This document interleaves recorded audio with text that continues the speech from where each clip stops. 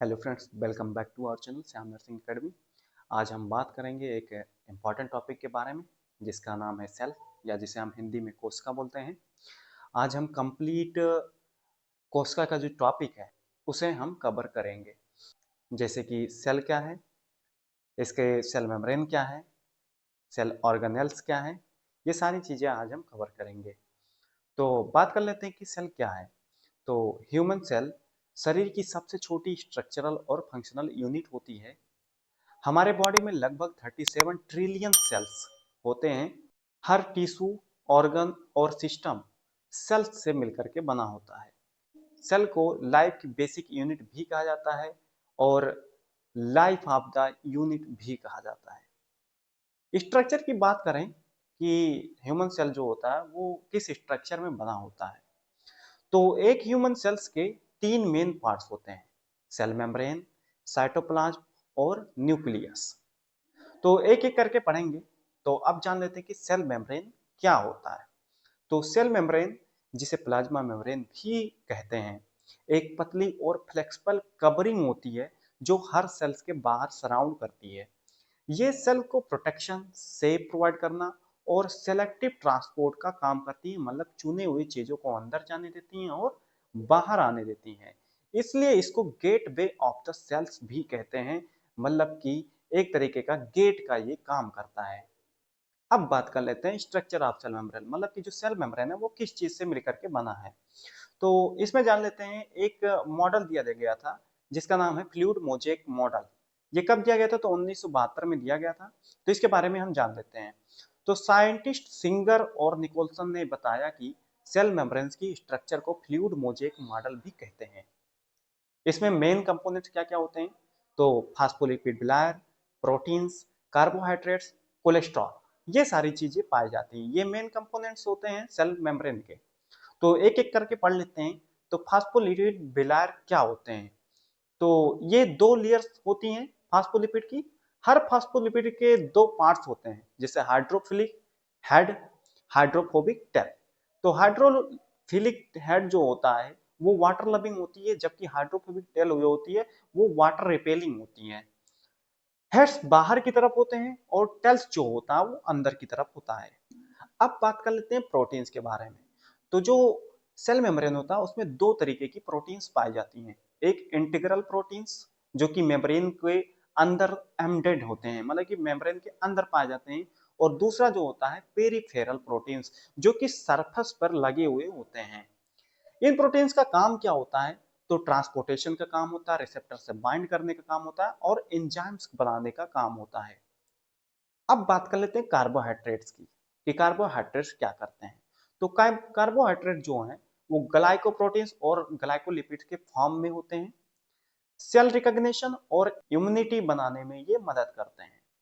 अब बात कर लेते हैं कोलेस्ट्रॉल के बारे में, कि कोलेस्ट्रॉल क्या करता है। तो कोलेस्ट्रॉल जो है वो मेम्ब्रेन को स्टेबिलिटी और फ्लेक्सिबिलिटी देता है। टेम्परेचर के अकॉर्डिंग मेम्ब्रेन को कंट्रोल करता है। ये सारी फंक्शन होते हैं इन कंपोनेंट्स के। अब बात कर लेते हैं फंक्शन ऑफ सेल मेम्ब्रेन, मतलब सेल मेम्ब्रेन के क्या फंक्शन होते हैं। तो सेल मेम्ब्रेन के कुछ कॉमन फंक्शन हैं।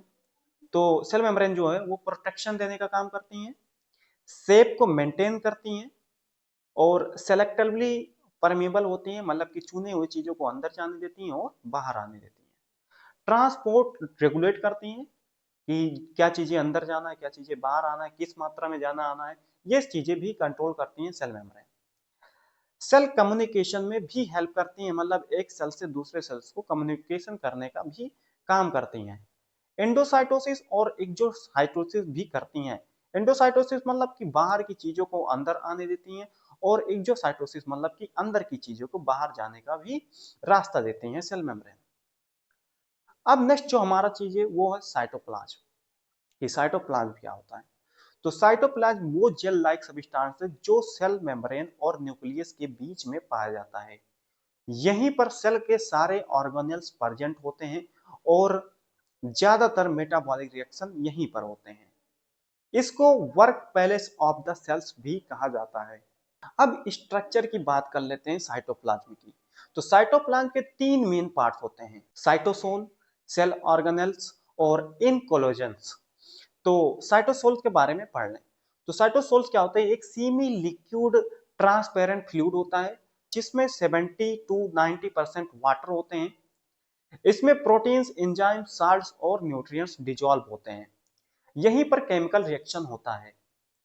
जो दूसरा है वो सेल ऑर्गेनेल्स। तो साइटोप्लाज्म के अंदर सेल ऑर्गेनेल्स प्रेजेंट होते हैं, जैसे कि mitochondria, endoplasmic reticulum, ribosome, Golgi apparatus, lysosome और सेंट्रोसोम। हर सेल ऑर्गेनेल्स के अपना स्पेसिफिक फंक्शन होता है। अब बात कर लेते हैं इंक्लूजन्स का। तो इंक्लूजन्स क्या है? ये टेम्पररी स्टोरेज सब्सटेंस जैसे कि ग्लाइकोजन, ग्रेन्यूल्स और फैट ड्रॉपलेट्स होते हैं। फंक्शन ऑफ साइटोप्लाज्म की बात करें तो मेटाबॉलिक रिएक्शन का मेन साइट होता है साइटोप्लाज्म। ऑर्गेनेल्स को सपोर्ट करता है साइटोप्लाज्म। न्यूट्रिशन को स्टोर भी करता है, सेल शेप को मेंटेन करता है, इंट्रासेलुलर ट्रांसपोर्ट में भी हेल्प करता है और सेल डिवीजन में भी रोल प्ले करता है। अब हम एक एक सेल ऑर्गेनेल्स के बारे में पढ़ेंगे। तो पहला सेल ऑर्गेनेल्स है हमारा माइटोकॉन्ड्रिया। तो माइटोकॉन्ड्रिया को सेल का पावर हाउस कहा जाता है क्योंकि ये सेल्स के लिए एनर्जी बनाने का काम करता है। ये ऑलमोस्ट हर यूकैरियोटिक सेल्स में प्रेजेंट होते हैं, सिर्फ आरबीसी सेल्स में नहीं पाया जाता है। जितनी ज्यादा एनर्जी की नीड होगी उतनी ज्यादा माइटोकॉन्ड्रिया होंगे, जैसे कि मसल सेल में। अब बात कर लेते हैं स्ट्रक्चर ऑफ माइटोकॉन्ड्रिया के बारे में। तो माइटोकॉन्ड्रिया एक डबल मेम्ब्रेन स्ट्रक्चर होता है। मेन पार्ट्स क्या होते हैं? तो आउटर मेम्ब्रेन स्मूथ होती है, सेमी परमेबल होती है। इनर मेम्ब्रेन जो है वो फोल्डेड होती है। इन फोल्ड को क्रिस्टी कहा जाता है। नेक्स्ट जो पार्ट होता है मैट्रिक्स होता है। इनर मेम्ब्रेन के अंदर का स्पेस जिसमें एंजाइम्स, राइबोसोम और माइटोकॉन्ड्रियल डीएनए होते हैं। इंट्रा मेम्ब्रेन से आउटर और इनर मेम्ब्रेन के बीच का स्पेस होता है। फंक्शन ऑफ माइटोकॉन्ड्रिया की बात करें तो एटीपी प्रोडक्शन यानी कि एनर्जी फॉर्मेशन करने का काम करता है। सेलुलर रिस्पायरेशन मतलब सेल्स में रिस्पायरेशन करने का भी ये काम करता है। Metabolism of carbohydrates and fats मतलब कि कार्बोहाइड्रेट्स और फैट को मेटाबोलाइज करने का भी काम करता है। हीट प्रोडक्शन करने का भी काम करता है, स्पेशली ब्राउन फैट में। और एपोप्टोसिस करने का भी काम करता है, जैसे कि प्रोग्राम सेल डेथ में। कैल्शियम स्टोरेज करने का भी ये काम करता है। अब बात कर लेते हैं कि माइटोकॉन्ड्रिया एनर्जी कैसे प्रोड्यूस करता है। तो इस प्रोसेस को सेलुलर रिस्पायरेशन कहते हैं। ग्लाइकोलाइसिस साइटोप्लाज्म में होता है। क्रेब्स साइकिल मैट्रिक्स में होता है। Electron transport chain inner membrane में होता है। फाइनल जो प्रोडक्ट बनके आता है वो एटीपी फॉर्म में होता है, मतलब एडिनोसिन ट्राइफॉस्फेट। स्पेशल फीचर की बात करें तो इनमें अपना डीएनए होता है, अपने राइबोसोम होते हैं और ये सेल्फ रेप्लिकेशन कर सकते हैं। मतलब कि एक माइटोकॉन्ड्रिया से कई माइटोकॉन्ड्रिया बन सकते हैं। ये मैटरनल इनहेरिटेंस होते हैं, मतलब ये मां से ही मिलता है। अब बात कर लेते हैं हम नेक्स्ट ऑर्गेनेल्स की, वो है एंडोप्लाज्मिक रेटिकुलम। एंडोप्लाज्मिक रेटिकुलम एक मेम्ब्रेन बाउंड नेटवर्क है जो साइटोप्लाज्म में फैला होता है। ये न्यूक्लियस से कनेक्ट होता है और सेल के अंदर ट्रांसपोर्ट सिस्टम की तरह काम करता है। एंडोप्लाज्मिक रेटिकुलम का मेन काम है प्रोटीन और लिपिड सिंथेसिस करना। अब बात कर लेते हैं स्ट्रक्चर ऑफ एंडोप्लाज्मिक रेटिकुलम का। तो एंडोप्लाज्मिक रेटिकुलम एक इंटरकनेक्टेड फ्लैटेड सैक होता है जिसे सिस्टर्नी कहा जाता है और ट्यूबुल्स का एक नेटवर्क होता है। एंडोप्लाज्मिक रेटिकुलम के दो टाइप होते हैं, एक रफ एंडोप्लाज्मिक रेटिकुलम, एक smooth endoplasmic reticulum. Rough endoplasmic reticulum की बात करें तो सरफेस पर राइबोसोम लगे होते हैं, इसलिए इसका सरफेस रफ या खुरदरा दिखता है। फंक्शन की बात करें रफ एंडोप्लाज्मिक रेटिकुलम का तो प्रोटीन सिंथेसिस, सिक्रेटरी प्रोटीन्स का बनाना, मेम्ब्रेन प्रोटीन्स बनाना और प्रोटीन फोल्डिंग और मॉडिफिकेशन करना। मोस्टली पैंक्रियाज, लीवर और प्लाज्मा सेल्स में ये ज्यादा होते हैं। स्मूथ एंडोप्लाज्मिक रेटिकुलम की बात करें तो राइबोसोम एब्सेंट होते हैं, इनका जो अपीयरेंस होता है वो स्मूथ होता है। फंक्शंस की बात करें तो ये लिपिड का सिंथेसिस करते हैं, स्टेरॉइड हार्मोन्स का प्रोडक्शन करते हैं, डिटॉक्सिफिकेशन करते हैं लीवर के अंदर, कैल्शियम स्टोरेज करने का काम करते हैं मसल सेल में। ओवरऑल फंक्शन की बात करें एंडोप्लाज्मिक रेटिकुलम का, तो इंट्रासेलुलर ट्रांसपोर्ट, प्रोटीन और लिपिड का सिंथेसिस करना, डिटॉक्सिफिकेशन करना, सेल मेम्ब्रेन का फॉर्मेशन करना और एंजाइम का स्टोरेज करना होता है। अब नेक्स्ट सेल ऑर्गेनेल्स की बात करेंगे जिसका नाम है राइबोसोम।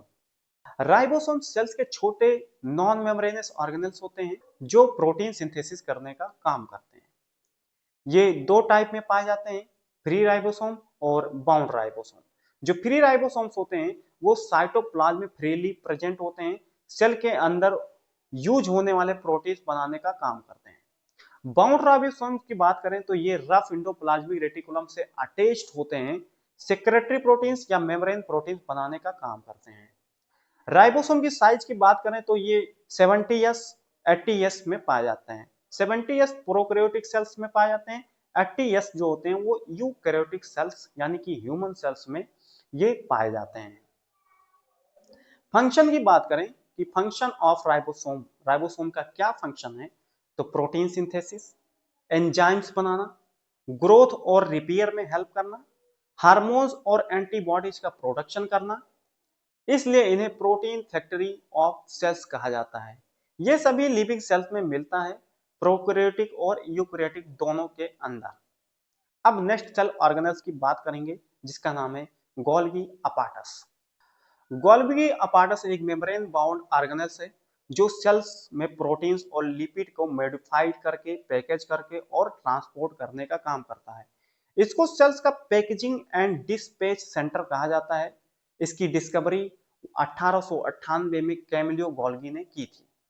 गोल्गी अपार्टस के तीन पार्ट्स होते हैं, सिस फेस जो कि रिसीविंग फेस है, एंडोप्लाज्मिक रेटिकुलम से प्रोटीन को रिसीव करता है, मीडियल सिस्टर्नी ये जो है जो प्रोटीन्स को रिसीव किया है उसको मॉडिफाई करता है, ट्रांसफेस या जिसे हम शिपिंग फेस बोलते हैं, ये फाइनल पैकेजिंग जो मॉडिफाइड किया गया प्रोडक्ट होता है, प्रोटीन होता है, उसको डिस्पैच करने का काम करता है, मतलब दूसरे जगह पे पहुंचाने का काम करता है।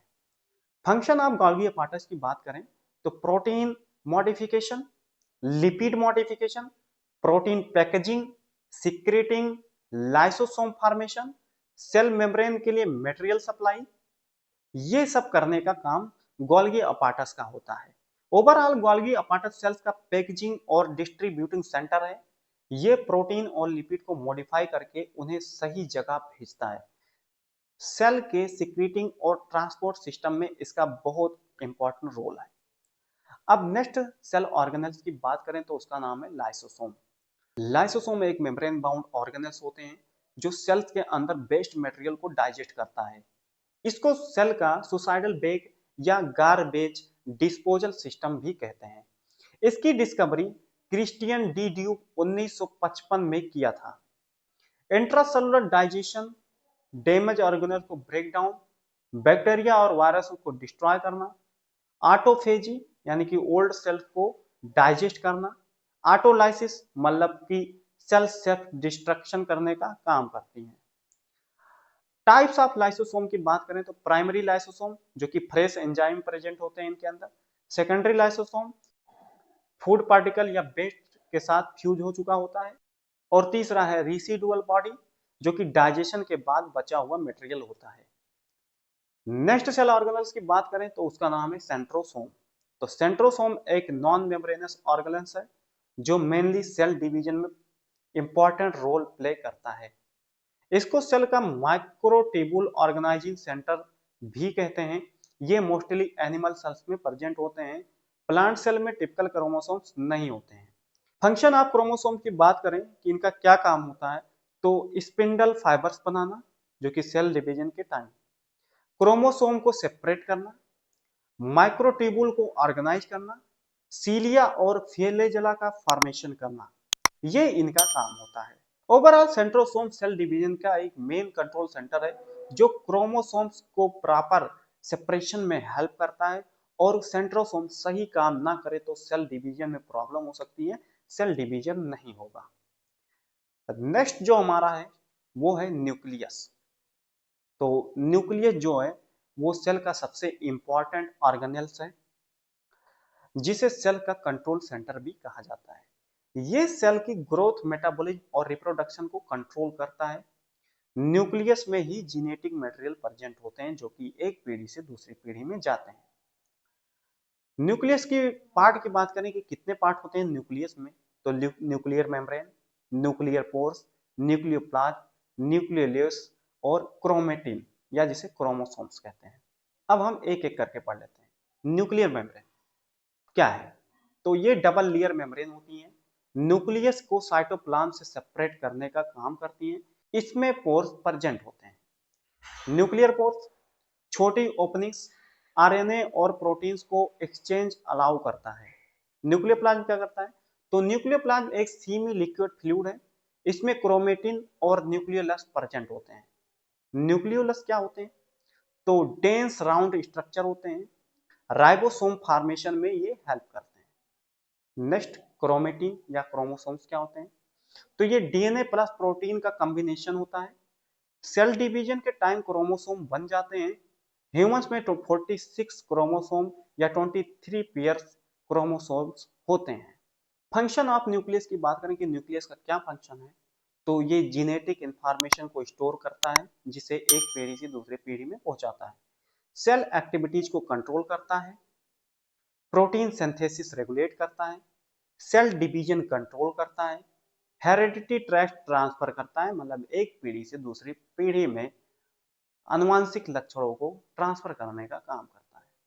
ये कंप्लीट ओवरव्यू है सेल्स का, या जिसे हम कोशिका कहते हैं। कोई भी डाउट हो तो आप कमेंट करके पूछ सकते हैं, और नेक्स्ट टॉपिक जो भी चाहिए आपको कंप्लीट ओवरव्यू, वो आप कमेंट करके उस टॉपिक को मांग सकते हैं। मैं जल्द से जल्द उस टॉपिक को आप तक प्रोवाइड करूंगा। अगर आपको वीडियो अच्छी लगी हो तो चैनल को सब्सक्राइब करें, वीडियो को लाइक करें और शेयर करना ना भूलें। Thank you.